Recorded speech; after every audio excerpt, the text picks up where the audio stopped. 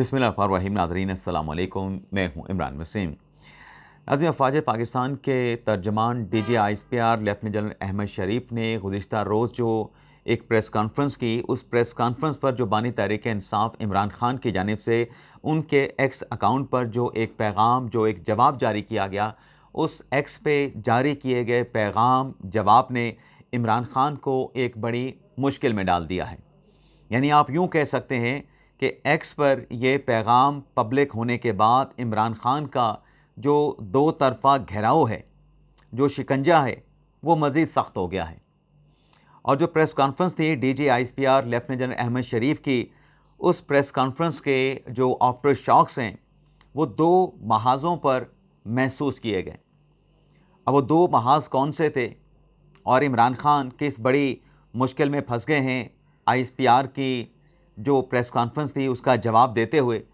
और फिर दो भारतीय जासूसों की गिरफ्तारी भी हुई है। रात गए अफ़गानिस्तान की जानिब से पाकिस्तान पे हमला भी किया गया है।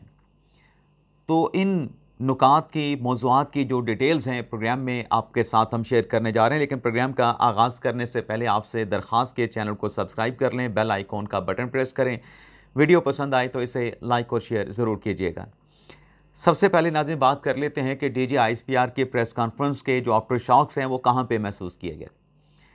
नाज़रीन, कल की प्रेसर में जब ये सवाल किया गया कि जो काबुल पे हमला हुआ है उस पे आपका रिएक्शन क्या है, आपका जवाब क्या है, जिस पर लेफ्टिनेंट जनरल अहमद शरीफ साहब का ये कहना था कि अफ़गानिस्तान की सरज़मीन पाकिस्तान के ख़िलाफ़ इस्तेमाल होती है और पाकिस्तान के अवाम के मफाद के लिए, पाकिस्तान की सालमियत खुद मुख्तारी के तहफ़्फ़ुज़ के लिए जो करना पड़ा वो फ़ौज पाकिस्तान, वो रियासत पाकिस्तान करेगी। और इसको मज़ीद क्लैरिटी के साथ जो वज़ीर दिफ़ा ख्वाजा आसिफ हैं उनकी तरफ से बयान किया गया कि ऐसा नहीं हो सकता कि दहशतगर्द तालिबान अफ़गानिस्तान से आएँ, यहाँ पे कार्रवाई करें और वापस अफ़गानिस्तान में अपनी महफूज पनाह गाहों में चले जाएँ। तो अगर वो बॉर्डर क्रॉस करके पाकिस्तान में आएंगे तो पाकिस्तान की अफवाज भी उनके ख़िलाफ़ कार्रवाई करेगी। जिस हद तक कार्रवाई करना पड़ी अफवाज पाकिस्तान वो कार्रवाई करेगी। अब नाज़रीन, जब पाकिस्तान ने यह पैगाम दे दिया कि हर कदम पाकिस्तान की सालिमियत खुद मुख्तारी के लिए उठाया जाएगा, अवाम के मफाद के लिए उठाया जाएगा, तो रात गए अफ़गान सिक्योरिटी फोर्सेस की जानिब से पाकिस्तान की अफवाज को, पाकिस्तान के सिक्योरिटी फोर्सेस को बॉर्डर एरियाज़ में मुख्तलिफ़ जगह पे इंगेज किया गया। एक तो पाक अफ़गान बॉर्डर का जो इलाका है गुलाम खान, वहाँ पे अफ़गान सिक्योरिटी फोर्सेस की जानिब से जो फायरिंग की गई। और इतलात ये भी हैं कि गिलगित बल्तिस्तान में भी जो स्काउट्स हैं, GB जो स्काउट्स हैं, उन पर भी फायरिंग जो है वो की गई है। एक तो नाज़रीन ये इसके जो है वो आफ्टर शॉक्स महसूस किए गए और ये एक्सपेक्टेड भी था। ये एक्सपेक्टेड भी था कि अफ़गान सिक्योरिटी फोर्सेस की जानिब से ऐसी जो कार्रवाई जो है वो अमल में लाई जाएगी। अच्छा, ना सिर्फ ये कार्रवाई पाक अफ़गान बॉर्डर पे हुई, बल्कि जो तालिबान एलिमेंट्स पाकिस्तान में मौजूद हैं, फितना खवारिज के जो एलिमेंट्स पाकिस्तान में मौजूद हैं, उनकी तरफ से कल रात को डेरा इस्माइल ख़ान में जो पुलिस का ट्रेनिंग सेंटर है उसको भी निशाना बनाया गया, जिसकी ज़िम्मेदारी तालिबान ने एक्सेप्ट भी कर ली है। और इस दहशतगर्दी के वाक़या में 7 जो है जो पुलिस के जवान थे, रिक्रूटर जो थे, वो जाँ बहक हुए हैं हस्पताल ज़राए के मुताबिक, और 11 जो शदीद ज़ख्मी हैं वो हॉस्पिटल में लाए गए हैं। और 5 दहशतगर्द, 5 खारजी इस हमले में जो है उनको हलाक किया गया है। इसके साथ साथ नाज़रीन, जो तर्जमान अफ़वाज पाकिस्तान की जानिब से ये कहा गया कि अवाम को ऐसे शख्स के फ़ैसले पे नहीं छोड़ा जा सकता। अब हम इमरान खान की बात कर रहे हैं। अफ़वाज पाकिस्तान के तर्जमान ने कहा कि अवाम को ऐसे शख्स के फ़ैसले पे नहीं छोड़ा जा सकता जो खैबर पख्तूनख्वा में दहशतगर्दी लाने का अकेला ज़िम्मेदार हो। अब यहाँ पे किसी का नाम नहीं, लेकिन ज़ाहिर सी बात है कि ये इशारा जो है वो बानी तहरीक इंसाफ इमरान खान की तरफ है। अच्छा नाज़रीन, इस पैगाम के पब्लिक होने के बाद, यानी ये स्टेटमेंट देने के बाद, इमरान खान साहब का एक्स पे एक पैगाम आता है रात 7:27 पे, जिसको 14,500 लोगों ने रीपोस्ट किया है। अब इसमें इमरान खान साहब ने अफ़वाज पाकिस्तान के तर्जमान को जवाब क्या दिया है। इमरान खान साहब कहते हैं कि 2021 में उस वक्त की फ़ौजी क़यादत ने हथियार फेंकने वाले दहशतगर्दों को वापस बसाने का मंसूबा पेश किया था, मगर उस मंसूबे को खैबर पख्तूनख्वा कबायली इलाकों के हमारे मुंतखब नुमाइंदों ने मुस्तरद कर दिया था। इस मंसूबे पे हमारे दौर में अमल नहीं हुआ, लेकिन अब हक़ाइक़ के बरक्स तहरीक इंसाफ की हुकूमत पर यह सरासर झूठा इल्ज़ाम लगाया जा रहा है कि मुल्क में दहशतगर्दी उस दौर में बसाए गए दहशतगर्दों की वजह से पैदा हुई। कौम को बताया जाए कि कौन से दहशतगर्द कब, कहाँ और कैसे बसाए गए। नाहक कैद साबिक वज़ीर आज़म इमरान खान का जेल से पैगाम 9 अक्टूबर 2025। नाज़रीन, इसी तरीके से मुराद सईद का एक पैगाम भी आया है। मुराद सईद का पैगाम भी सुन लें। मुराद सईद कहता है कि अक्टूबर 2021 में फ़ौज की क़यादत की जानिब से बहुत कोशिशें की गई कि अपने पेश किए गए मुज़ाकरात के नाम पर आबादकारी के मनसूबे की मंजूरी ली जाए और नए जंग की ख्वाहिश का सारा मलबा इमरान खान पर डाल दिया जाए, लेकिन हमने दलाइल से बात की और इमरान खान ने आपका मनसूबा मुस्तरद कर दिया था। इसमें ट्विस्ट क्या आ रहा है आगे चल के, वो मैं आगे चल के आपको बताऊँगा। मुराद सईद ने फिर ये कहा अपने एक्स पे पैगाम पे, जो कि ज़ुबैर अली खान साहब ने उसको कोट किया है, कि अगस्त 2022 में अफ़गानिस्तान ने उनको लाने का सिलसिला शुरू होता है। मैं आवाज़ उठाता हूँ, डीजी साहब आपका ही इदारा फ़ोन करके कहता है कि स्टे आउट ऑफ इट।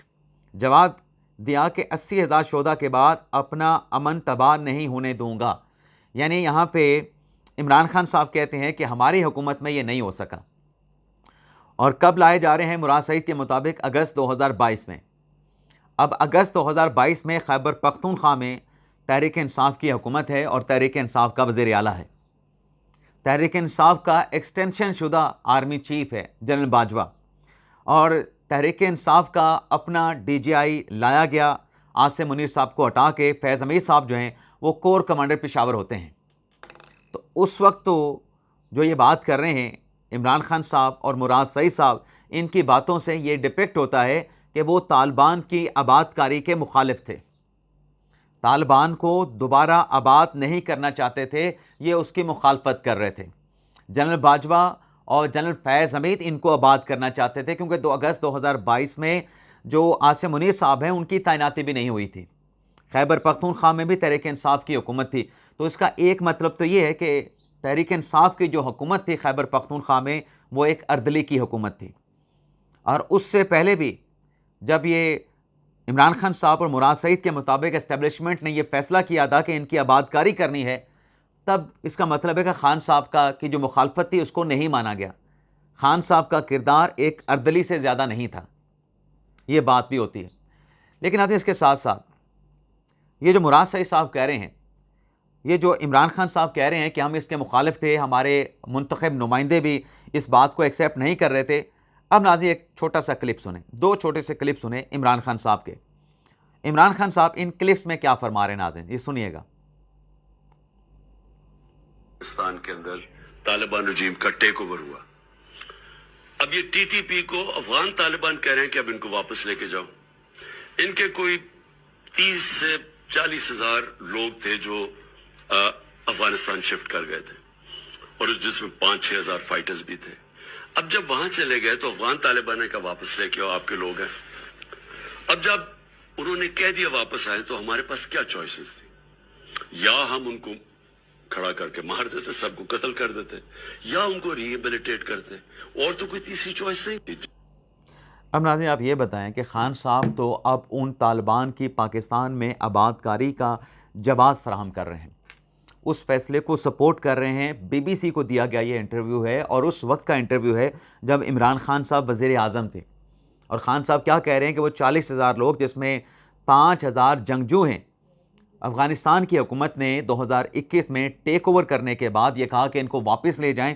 तो इनको वापस ना लेके आते तो क्या इनको गोलियों के फायरिंग स्क्वाड के सामने खड़े करके, यानी फायरिंग स्क्वाड के सामने खड़े करके इनको गोलियां मार देते। खान साहब तो खुद दिफा कर रहे हैं। अच्छा, सिर्फ ये एक वीडियो नहीं, एक और वीडियो भी है खान साहब की, मैं वो भी आपको सुना देता हूँ। वो ये ना कहे कि सिर्फ एक वीडियो खान साहब की सुना दी, ये भी सुने। दूसरा, इनकी रीसेटलमेंट पे हमने पैसा खर्च करना था। अब ये जितने भी 30 से 40 हजार या 45 हजार लोग जो वापस आ रहे हैं, ये 30-40 हजार लोग जो वापस आ रहे हैं, जिनमें से 5 से 7 हजार फाइटर हैं, इनको रीसेटल करना था हमने वहां। और ये सबको पता था बड़ा मुश्किल है। हमारे जो KP के लोग हैं, जो मलाकंड में खास तौर पे, उन्होंने बताया हमें कि वहां इनकी दुश्मनियां हो गई हैं, वहां कोई कत्ल है, ये जब वापस आएंगे मुश्किलें पड़ेंगी, वो सब पता था। लेकिन क्या करते हैं, 30-40 हजार लोग तो कहीं नहीं, आप उनको अफगानिस्तान में तो नहीं वो रखना चाहते थे, तो उन्होंने आना तो वापस ही। अच्छा नानी, मुख्तसर करते हैं, खान साहब उनकी आबादकारी को सपोर्ट करें, लेकिन मैं चलें इन वीडियो क्लिप्स को भी एक लम्हे के लिए आप भी साइड पे रख दें कि खान साहब इन तालिबान की आबादकारी के सपोर्टर नहीं थे ना, सपोर्टर, मुखालिफ थे। आज अगर इस्टेब्लिशमेंट, जनरल बाजवा साहब वाली इस्टेब्लिशमेंट निकाल के आसिम मुनीर साहब की जो इस्टेब्लिशमेंट है वो इन दहशत गर्दों के ख़िलाफ़ ऑपरेशन करके इनका कला कमा करना चाहती है, इन्हें मंतकी अंजाम तक, कैफरे किरदार तक पहुँचाना चाहती है, तो फिर इमरान खान साहब इसकी मुखालफत क्यों कर रहे हैं? अगर ये उस वक्त इनकी आबादकारी के मुखालिफ थे तो आज ऑपरेशन के मुखालिफ क्यों हैं?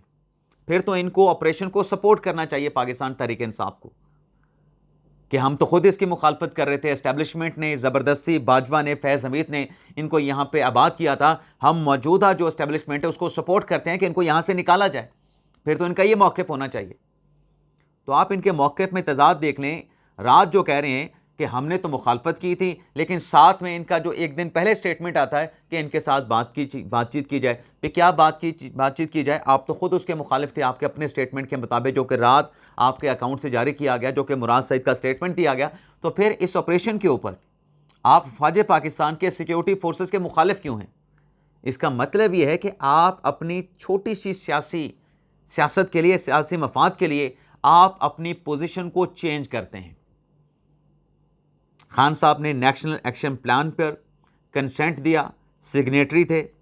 इमरान खान साहब वज़ीर आज़म थे। 2021 में जब नेशनल एक्शन प्लान का जो डॉक्यूमेंट था उसको रिव्यू किया गया, उसमें इन दहशत गर्दों के ख़ात्मे का नुक्ता भी शामिल था, अफ़गान शहरियों की बेदखली का नुक्ता भी शामिल था। लेकिन आज मुकर के बैठे हैं, क्योंकि हुकूमत में नहीं, हुकूमत में जब होते हैं फिर इनको कोई फ़र्क नहीं पड़ता। फिर ये कहते हैं, वो जो मैं बात किसी एक दोस्त से कर रहा था, उनसे पूछा भाई ये शहरिया जो सुहेल अफरीदी है ये तो बड़े सख्त बयान देता है। उसने कहा जब सिस्टम में आएगा, सिस्टम में आके बहुत सारी चीज़ें जब आपको पता लगती हैं तब आप उस सिस्टम के अंदर एक ज़िम्मेदारी में आ जाते हैं, लेकिन जब आप उस ज़िम्मेदारी से निकलते हैं ना, फिर आप इसी किस्म के बयान देते हैं जिसका ना सर होता है, जिसका ना पैर होता है।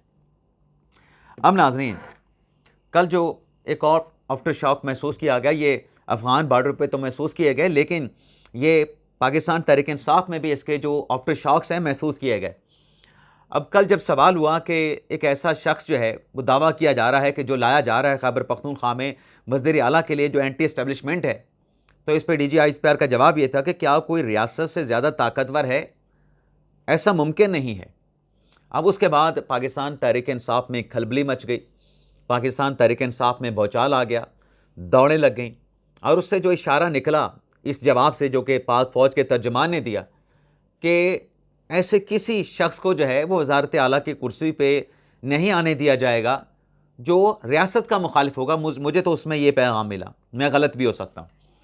तो उसके बाद आप रात गए, ये देखें कि ख़बरें चली कि KP असम्बली का इजलास फौरी तौर पर बुलाया जा रहा है और रातों रात जो है नए वज़ीर आला का इंतखाब भी कर लिया जाएगा। कोई बैठक भी हुई स्पीकर के ऑफिस में, स्पीकर के हाउस में, ख़बरें भी चला दी गई। अब आप इसकी हिद्दत महसूस करें, इस प्रेस कॉन्फ्रेंस की हिद्दत और शिद्दत महसूस करें कि कितनी दौड़ें लगी हैं। और ख़बरें ये निकली कि ये जो इजलास हुआ है स्पीकर साहब के साथ, उसमें इस नुक्ते पे गौर किया गया कि कैसे अपना वज़ीर आला मुंतखब करवाया जाए, जब गवर्नर की तरफ से कोई इस्तीफ़ा एक्सेप्ट नहीं किया जा रहा गंडापुर साहब का। कुछ दोस्तों ने तो यहाँ तक कह दिया कि आज रातों रात नया वज़ीर आला भी मुंतखब कर लिया जाएगा। भाई कैसे? पुराने का तो इस्तीफ़ा भी एक्सेप्ट नहीं हुआ। कहा जी अदम एतमाद करके। भाई अदम एतमाद भी अगर आपने करना है उसका भी एक प्रोसेस है, वो भी 14-15 दिन का एक प्रोसेस है जो आपने फॉलो करना है। लेकिन वो जो आफ्टर शॉक से प्रेस कॉन्फ्रेंस के, वो कल पाकिस्तान तहरीक इंसाफ में महसूस किए गए, और जो दौड़ें थीं वो पाकिस्तान तहरीक इंसाफ की दौड़ें जो हैं वो उन चीखों और दौड़ों से जो सकूत था, जो कला है पाकिस्तान तहरीक इंसाफ का, वो ऐसे लगता है कि जैसे लर्ज़ के दहल के रह गया है। इसके अलावा नाज़रीन, 2 भारतीय जासूस जो हैं वो NCCI की तरफ से हिसास इदारों की मदद के साथ कराची में तवील टेक्निकल मॉनिटरिंग के बाद जो है वो गिरफ़्तार किए गए हैं। ये 2 जो भारतीय जासूस जो कंपनी है उनकी अपनी एजेंसी है, भारत की खुफिया एजेंसी रॉ के साथ जो है ये कनेक्टेड थे। और जो तर्जुमान का कहना है NCCI का कि इनसे अहम शवायद उनके मोबाइल, जो डिजिटल इनके पास गैजेट थे वो मतलब हिरासत में ले लिए गए हैं, इनको भी हिरासत में ले लिया गया है। और बैरून मुल्क से रकम की जो मुंतकली है उसके शवायद भी जो है वो मिले हैं। मज़ीद जो है इन दो जो जासूस थे, जो करिंदे थे पाकिस्तान में भारतीय खुफिया एजेंसी रॉ के, इनकी गिरफ्तारियों के बाद जो इन्वेस्टिगेशन है उसका दायरा जो कार अख्तियार है, मतलब दायरा अख्तियार है, उसको भी वसी किया जा रहा है। और मज़ीद गिरफ्तारियों की जो तवक्को है उसका इजहार भी किया गया है। तो ये था नाज़रीन हमारा वीडियो लॉग। आपसे इजाज़त चाहते हैं। अल्लाह ताला हम सबका हामी नासिर अपनी दुआ में याद रखें। अल्लाह हाफ़िज़।